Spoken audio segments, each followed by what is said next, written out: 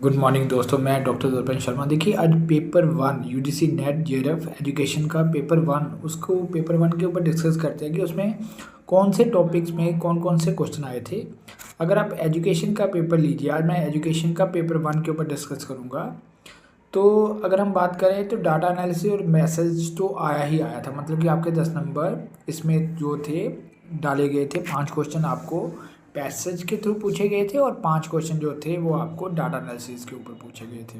उसमें आपको एक एवरेज का क्वेश्चन था, एक रेशियो का क्वेश्चन था और एक परसेंटेज मल्टीप्लिकेशन करके वो निकलना था।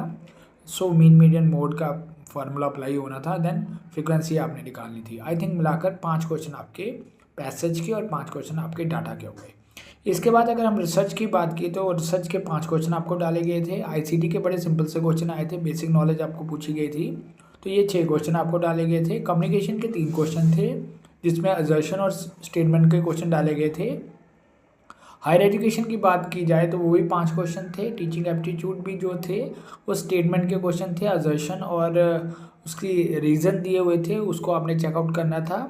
ईडब्ल्यूएस में भी इंटरेस्टिंग क्वेश्चन थे, वो 5 क्वेश्चन आपको डाले गए थे। और अगर मैथमेटिकल रीजनिंग की बात की 4 क्वेश्चन थे। ये 2 क्वेश्चन थोड़े से ट्रिकी थे, लेकिन है ऐसे थे कि जो सॉल्व कर सकते थे आप। अगर हम रीजनिंग की बात की जाए तो फैलेसी डाली हुई थी आपको। स्क्वायर रूट का मतलब स्क्वायर वाला क्वेश्चन, रीजनिंग का क्वेश्चन जिसको हम कह सकते हैं, या फिर हम या रीजनिंग के पर्टिकुलर जो थ्योरेटिकल पोर्शन होता है वो थ्योरेटिकल पोर्शन के लगभग 6 क्वेश्चन डाले हुए थे। इसका मतलब है रीजनिंग के ऊपर आपको काफ़ी काम करना है। पैसेज के 5 क्वेश्चन ऑलरेडी मैं आपको बोल चुका हूँ। तो मुझे लगता है कि रीजनिंग के ऊपर आपको ज़्यादा से ज़्यादा अपना टाइम स्पेंड करना चाहिए और उसके ऊपर अच्छा वर्क करना चाहिए। इसके अलावा आपको ईडब्ल्यूएस के ऊपर काम करना है, मतलब कि इन्वायरमेंट के ऊपर काम करना है, मैथमेटिकल रीजनिंग के ऊपर काम करना है, टीचिंग एप्टीट्यूड आपका बिल्कुल क्लियर होना चाहिए।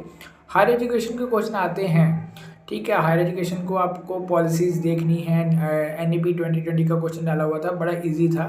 तो एनईपी 2020 को अच्छी तरह से रीड आउट कीजिए और जो नई पॉलिसी और भी जो गवर्नमेंट पॉलिसी लेकर आ रही है, एजुकेशन सिस्टम में जो चेंजेस हो रही है, एनसीएफ 2023 आ रहा है या हमारी यूजीसी की नई गाइडलाइंस आ रही है, इसको देखिए, इसको पढ़िए और इसके ऊपर भी क्वेश्चन पूछा जा रहा है। कम्युनिकेशन में भी जो क्वेश्चन थे वो भी कह सकते हैं आप कि मुश्किल नहीं थे।